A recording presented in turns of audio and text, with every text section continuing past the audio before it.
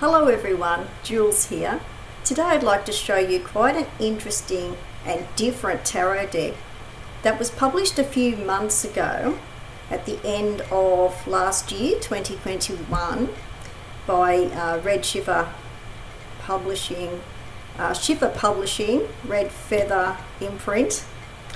That is Outsider Art Tarot by Rita Rose. So here is the box. It's quite a thick box. It's a square shape. So here is the box. It's hard cardboard with the metallic clasp on the side, and the image on the front of the box is the Queen of Wands. This deck is quite unique and quite different. It's quirky in a lot of ways. It's a type of deck that I wasn't sure about getting. I partly intended to get the deck, but I wasn't sure. But once I saw the box, it tempted me to get this deck. I wanted this deck because it is so different. I know there will be quite a few people who may not like that and who may not want that, but I'm at a point in time where I am ready for something quite different. So that's the box. Comes with a book, and here is the book. This is the moon card on the cover, and this is written by the artist. So in the book there is a good description of the major arcana cards, about the art itself, which I think is really useful, because I think quite a few people may be a little bit puzzled, because this is not a conventional tarot deck. This is quite unconventional. The book is really worth reading the introduction, because it explains the art and the approach of the artist and the approach of the deck. So I think that's really important, because anyone who's thinking of getting this deck, you have to expect something unconventional and non-conformist. It's different. That's why it's called Outsider Art. But if you read the introduction by the artist, it may help you to understand the approach a bit more, because the artist sees herself as an outsider artist. This artwork really stemmed and branched out from an art therapy group. So I think that's really important to know that. And I see this deck as a kind of archetypal deck, but it's also, for me, it does have an art therapy theme. So that's another reason why I was interested in this deck. Not only because it's different, because it is unconventional as far as tarot is concerned, but the art is non-conformist, outsider art that has really branched out and stemmed from art therapy work. So here is the book. The book, as I was saying, has got really good descriptions of the major arcana cards. It's got meanings. There is a colour picture for each of the major arcana cards, and there is the description of the art, traditional meaning, and the artist's own meaning, and she refers to this as artist download. So that's useful as well. For the court cards, there is a description, not a description, a meaning for the court cards. There is a colour picture for the court cards. So you can see that here, colour picture for the court cards. and meanings and reversed meanings for people who use reversals for the court cards. There is also coloured pictures for the pips. Now I need to tell you right from the top that this is a plain pip deck. And for people who don't like plain pips, well, you may not wish to get this deck, but I'm quite happy with plain pip decks because I work with Kabbalah, not Hermetic Kabbalah anymore, but I do use other forms of Kabbalah. And I think this is also useful for people who use numerology with tarot as well. So they're the sorts of people who like Marseille decks, and they're quite happy with plain pip decks. So the plain pip decks, like for the cards, like for example, I'll just give you an example of the plain pips. So for swords, you'll have something like this, but it does have the number of the suit. The suits are just the usual wands, cups, swords and pentacles. And there is also a single word title for all of the cards as well. And that can be used for people, I think. It would kind of make a good beginner's pip deck in a way, because of the single-use words. And the titles on the cards are not intrusive. So I wasn't sure how I would be about that either, but I don't really notice the titles all that much. So that's not a problem for me. And this is very basic, couple of spreads at the back that everybody sort of knows. The 3-card spread and the Celtic cross if you wanted to use it. But I mean, I personally don't think this is the kind of deck that really lends itself to the Celtic cross, to that sort of traditional. I think this would be really good for an open reading style type of thing. Okay, so there's the book. The only thing I'm not keen about with the book is the really quite small font, really small print, really. I mean, I'm wearing glasses, so that, you know, that helps me, but I would have preferred just a basic average size font for the print, just the usual size. Okay, that's the book. I've spent plenty of time on the book. Okay, and again, here's the box, and it's really hard cardboard with the magnetic clasp. It's very hard cardboard, so it's a really good box for the deck. Now for the deck. Now these are more of an oracle size. Here is the back. I really like the back of the cards. I know people would say, oh, that's very basic, but I like black and white decks. So this is like a black and white check design. And it's got tiny little symbols here of probably, you know, the fire and water triangular symbols on the back that are inside the white squares. No gilding, not too shiny. This is like a semi-matte deck, which is good.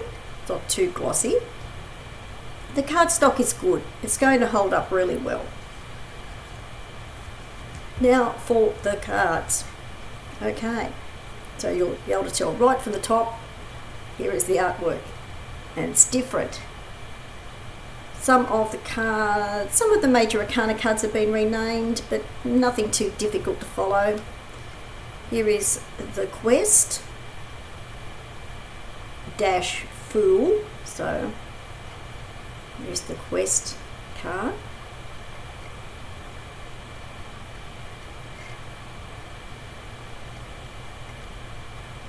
So I think, I like the colours, you know, I think of this deck as neo-Picasso style. It's really what you would call lowbrow art, but I like it. I really like the shaman for what would normally be the magician card. So here is the Shaman.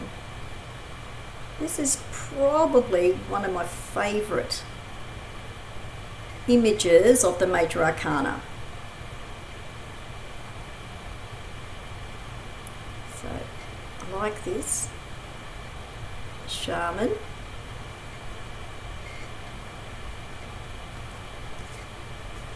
The Empress. And these have got the Roman numerals up the top corner. You can see that. So there's number 3 for the Empress here. Oh, I just realised that there's the Roman numeral at the bottom with the title as well. I think that's a great Empress card. I really like this.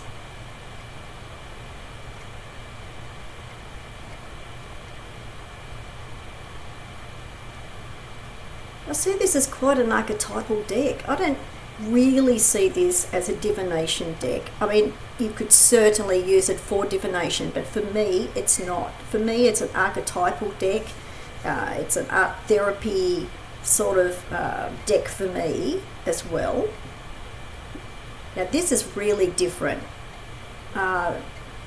This would normally be the Hierophant card, but this is called the Scientist. I like the way that this deck really makes you think. You know, this is not the kind of deck that is going to spoon feed you as a reader or as a user of the deck. It's not that kind of deck. So for anyone who, you know, this is really for self-readings, and I think it's for people who want to be challenged. I love challenge with any of my esoteric tools, or just intellectual challenge in general, but also this is more of a psychological challenge.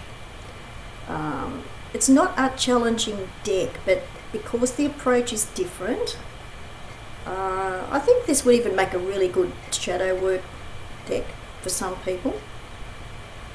I think for some people it would be a good shadow work deck, simply because some people really may dislike the art itself. So if you got this deck, you could actually really question yourself about, you know, why do you really dislike this art? Even though art is a very personal thing.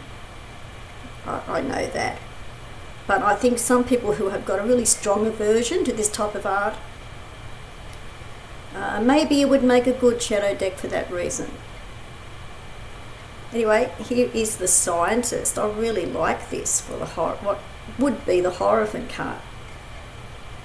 I really like this, the Scientist. And apparently there is an explanation in the book about why that is called the Scientist card. I'll just have a quick look, but it is apparently why. It does. It gives explanations. That's why I really like the short, it's a short sort of summary of the art for each of the major arcana cards, but it does really cover, in that paragraph, it really does cover the explanation for the art and what it sort of means. Now this would normally, this is strength dash duality. I can't quite see the duality part exactly, but here is, the reason for the duality word. So there's probably an explanation in the book as well. Now, I'll have to say here that I normally don't use the books that come with decks all that often. With this one, I would say you do need to do that, but I did get this deck quite recently, so I haven't had a chance to go through everything in the book yet. So I see this as a strength image.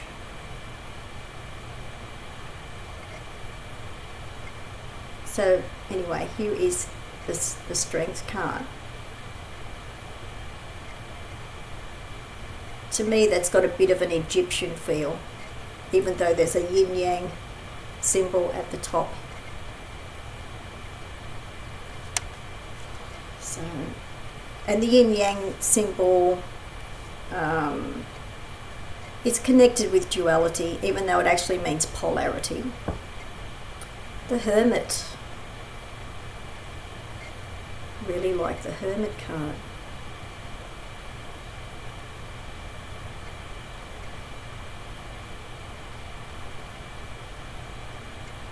Some of the images have a raw, primitive feel as well.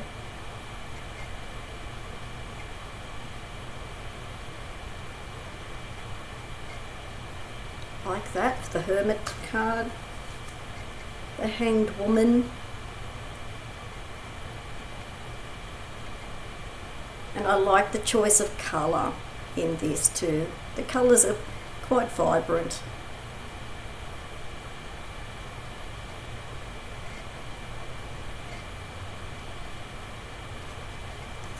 Now this is Death dash Reincarnation.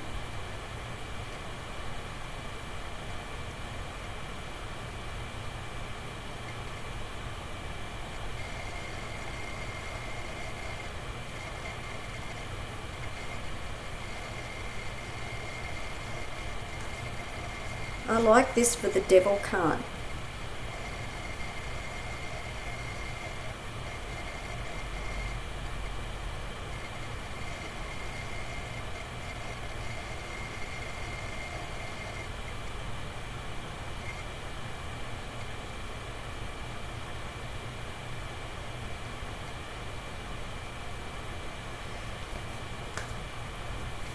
Tower.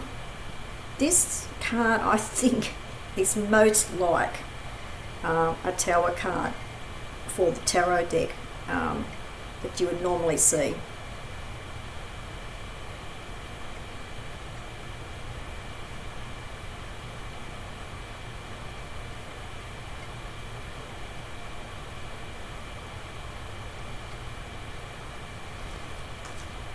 Quite like this card.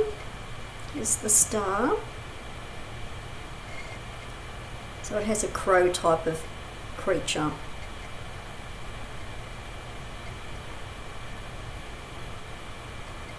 I like the colours in this card.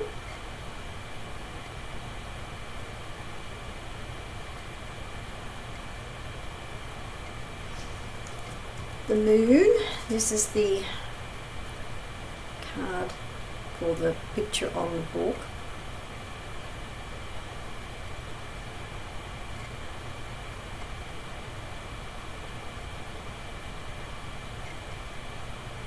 I really like this card too. I like the colours and the image itself.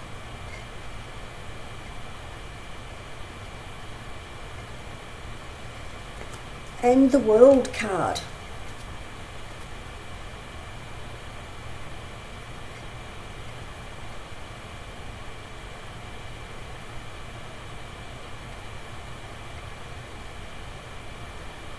And the artist makes a point in the book that the World card is the same figure, the same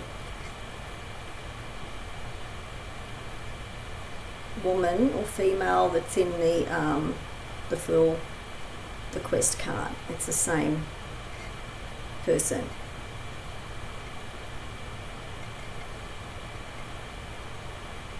So I quite like that.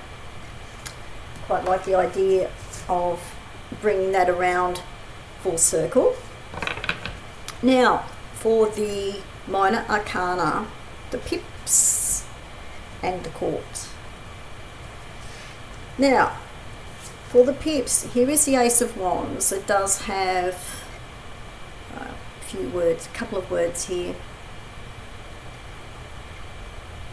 Now, all of the wand pips look like they're just different versions of this wand.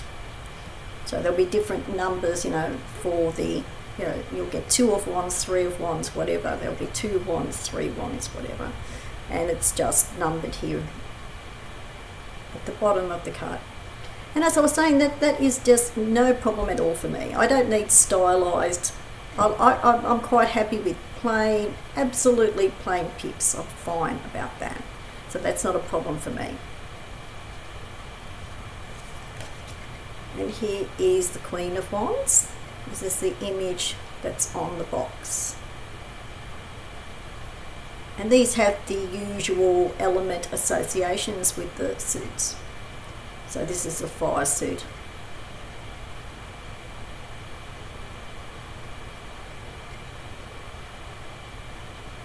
Really like that card. Now for cups. Ace of Cups.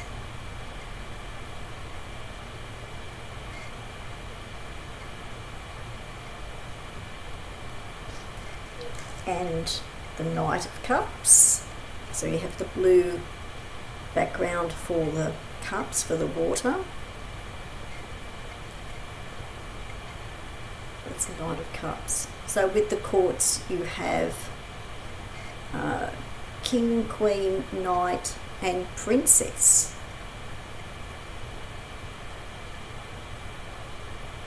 So it's like the Wade Smith for the titles, except for the Princess.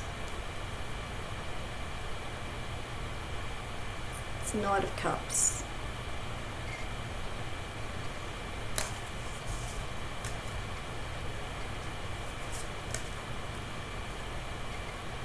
Ace of Swords.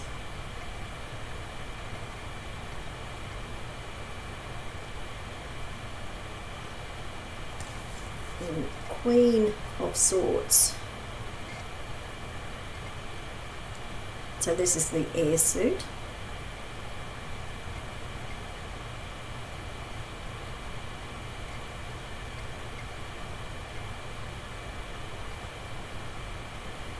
And your Pentacles.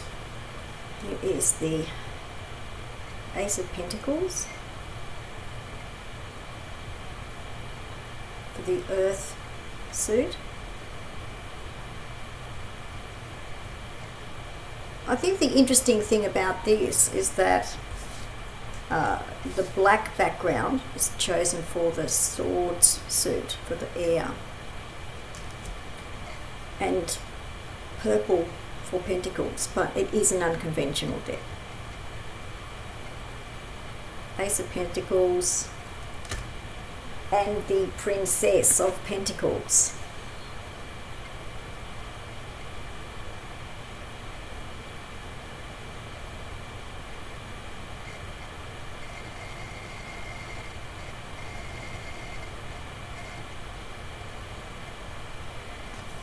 Okay, so there's some of the cards from the Outsider Art Tarot by Rita Rose. I really like this deck. I know but it's not for everyone at all. There will be people who will not like this deck, who will not like the look of the art, who will not like the very plain pips. I actually like the artwork.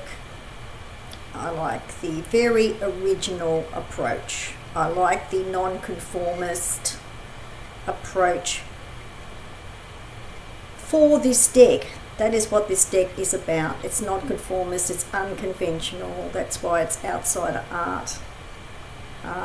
So if you prefer more conventional tarot decks or something that's not too different, this deck will not be for you. But for people who are really ready for something different and who quite like the art and want something different, then this deck will be for you. And if you are fine about an absolutely plain pip deck.